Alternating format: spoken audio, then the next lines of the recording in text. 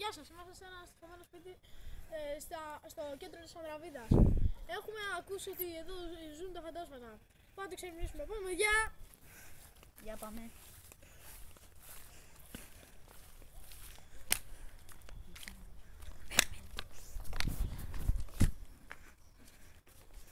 Για να δούμε αυτή την πόρτα.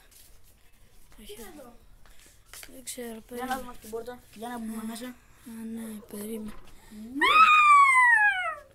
Τι ήταν αυτό? Δεν ξέρω. Πάμε να δούμε. Έλα. Πού είμαστε, μέσα? Ναι. Είναι σκοτεινά. Ναι, δε πόρτα που βγαίνει έξω. Βλέπω έχει και φυτά. Ναι. Σκονιούνται ρε.